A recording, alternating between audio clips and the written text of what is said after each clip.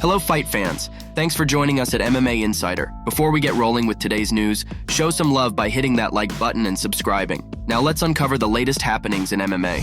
Starting off, Mackenzie Dern reacts following her TKO loss to Jessica Andrade.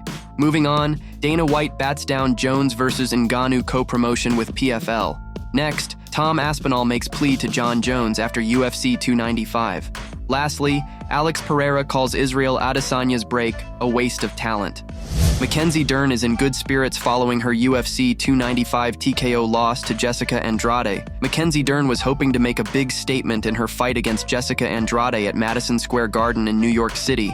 She had been training hard and was confident that she could come away with a victory. But things didn't go as planned. Andrade was simply too powerful for Dern. She landed a series of devastating punches that sent Dern to the canvas. Dern tried to fight back, but she was unable to handle Andrade's firepower. In the second round, Andrade landed a particularly brutal punch that dropped Dern to the ground. The referee immediately stepped in and stopped the fight. Dern was disappointed with the outcome, but she knew that Andrade was a worthy opponent. After the fight, she took to her Instagram stories to apologize for not being able to get past Jessica Andrade. Hey guys, so I'm sorry about the loss. I'm sorry about the fight. I tried my best, but Jessica's tough. I got hit, and it is what it is. You can only lose if you fight, you know? So, man, I still have all the fans out. Woo. Thankful. So I appreciate it. I appreciate all the support. I'm sorry if I upset anyone or, I know a lot of you guys believed in me, but I'll be back stronger. I learned from this, and yeah, let's go. We're gonna still go after the belt. UFC 295 went down last night from inside Madison Square Garden, and a new UFC interim heavyweight champion was crowned as Tom Aspinall viciously knocked Sergey Pavlovich out in a little over a minute. Of course, whenever a new heavyweight champion is crowned, the term baddest man on the planet is brought up. Many people believe that person is former UFC heavyweight champion Francis Ngannou, or current UFC heavyweight champion Jon Jones, who was originally supposed to headline UFC 295.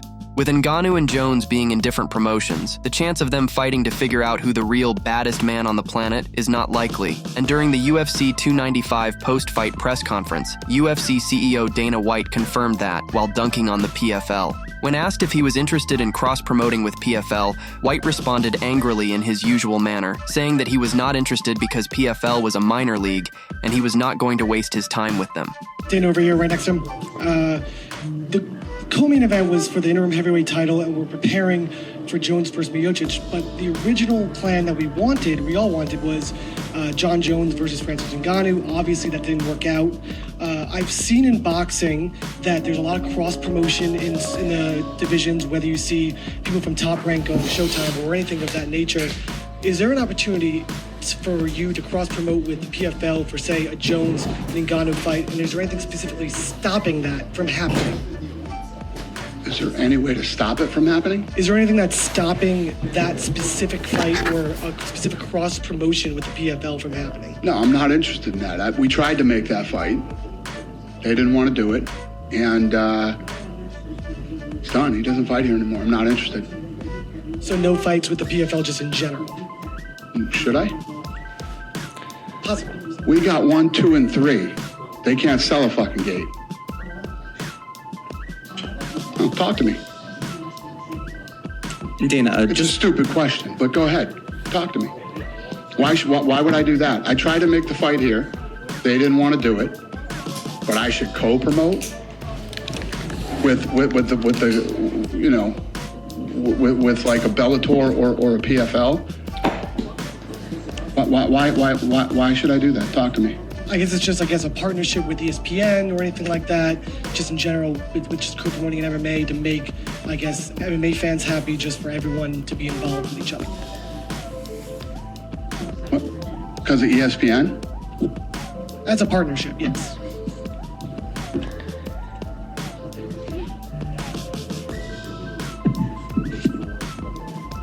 You win the dumb question of the night.